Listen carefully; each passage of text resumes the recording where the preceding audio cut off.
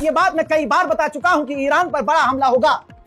अब अपनी घड़ी में देख लीजिए, एक्सपर्ट कह रहे हैं, मैं नहीं कह रहा हूं, कि अगले कुछ ही घंटे में ईरान पर बड़ा हमला हो सकता है। अब ये सबको नजर आ रहा है कि इजराइल और अमेरिका जो एक्शन लिए हैं उससे क्लियर है कि ईरान पर अमेरिका बड़ा हमला करेगा। देखिए, मैंने कल बताया था आपको 24 घंटे पहले कि ईरान पर अमेरिका इतना बड़ा हमला करेगा और ऐसा हमला करेगा जिससे ईरान पलटवार ना कर सके, क्योंकि इजराइल को डर है कि ईरान ने कहा है कि अगर हम पर हमला हुआ तो हम इजराइल पर हमला करेंगे। तो जाहिर सी बात है, इजराइल को बचाने के लिए ट्रंप पूरी ताकत झोंकेगा और एक ही हमला ऐसा करेगा जिससे ईरान की सत्ता पलट जाए और ईरान का इतना नुकसान हो कि वो जवाब देने लायक ना रहे। ये अमेरिका के ट्रंप के दिमाग में चल रहा है, ये पहले बता रहा हूं। अब आप जान लीजिए चीजें क्या क्या हुई हैं।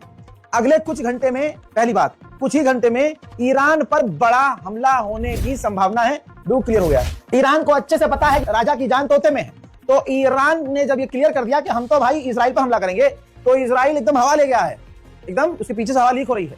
इजराइल ने कहा कि अगर ईरान ने हम पर हमला किया तो हम इतना तगड़ा हमला करेंगे कि ईरान की रिजीम गिर जाएगी। हजरात, मैंने आपको बताया था कि इजराइल आयरन डोम तैनात कर रहा है और बंकर खोल रहा है, तो इजराइल ने ही इनकार कर दिया था, लेकिन उनके अब्बा ने कह दिया था कि ना ना ना ऐसा नहीं है। देख लीजिए दोस्तों, इजराइल के चप्पे चप्पे पर आयरन डोम इजराइल के हर चप्पे चप्पे पर तैनात कर दिया गया है। हजरात, अमेरिका का एयरक्राफ्ट कैरियर यानी समुद्री वो जहाज जो चलता फिरता एयरपोर्ट होता है, आसान भाषा में समझा रहा हूं, एक ऐसा समुद्री बड़ा सा जहाज जिससे फाइटर जेट उड़ान भरते हैं, लैंड करते हैं, वहीं से ड्रोन उड़ते हैं, ड्रोन उसी पर लैंड करते हैं।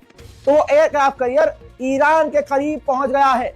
और सुनिए, अमेरिका का परमाणु बॉम्बर वो भी ईरान के करीब पहुंच गया है। ब्रेकिंग न्यूज में आधी रात को आपको बता रहा हूं कि जर्मनी ने अपनी तमाम उड़ानें ईरान तेहरान के लिए रद्द कर दी। उधर मेरे दोस्तों, यमन के हुथीज ने तो धमकी दी है कि ईरान पर अगर कुछ किया तो हम शांत नहीं बैठेंगे। अब हिजबुल्लाह भी बोल गया है। हिजबुल्लाह ने कहा है कि अगर ईरान पर हमला हुआ तो यह मत सोचना कि हम शांत बैठेंगे। हजरात, कल तक इजराइल झुटला रहा था, आज छाप रहा है, हर जगह छप गया है।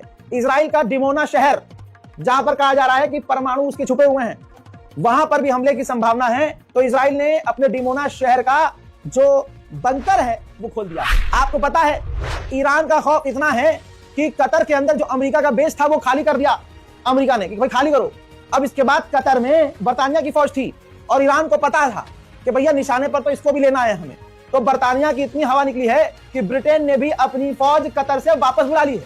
अब यहां पर मेरा दिल ये कह रहा है कि ये हो सकता है खबर ज्यादा चलवाई जा रही हो, क्या पता झूठ बोला जा रहा हो, क्या खाली कर दिया ताकि ईरान कतर पर हमला ना करे। मैं तो ईरान को यही एडवाइस दूंगा कि भाई बेस तो है ना अमेरिका का, वहां पे सारी फैसिलिटीज मशीनरीज है ना, चाहे सारा खाली हो, ऐसा हमला करना कि पूरा बेस निमट जाए। हो सकता है झूठ बोल रहे हो, मतलब अगर मान लो एग्जाम्पल के तौर पे 100 अमेरिकी फौज है वहां पे, तो मान लीजिए कि वहां 80 निकाल दियो, 20 हो वहां पे, है ना। तो हमला फिर ईरान ऐसा करे कि वो बेस बिल्कुल बेकार हो जाए। इजराइल पर भड़के हैं ईरान के विदेश मंत्री, ये देखिए, उन्होंने रीट्वीट किया है इजराइल के नेताओं के ट्वीट को और कहा है इजराइल हमेशा अपनी जंग अमेरिका से लड़वाता है और लड़वाना चाहता है, खुद नहीं लड़ेगा लेकिन अमेरिका से लड़वाता है। और ये मैं क्लियर कर दूं, आज जो ईरान की सड़कों पर खून बिखरा है ना, ये इजराइल की वजह से मोसाद और इजराइल ने लोगों को हथियार पहुंचाकर ऐसे हालात ईरान में बनाए।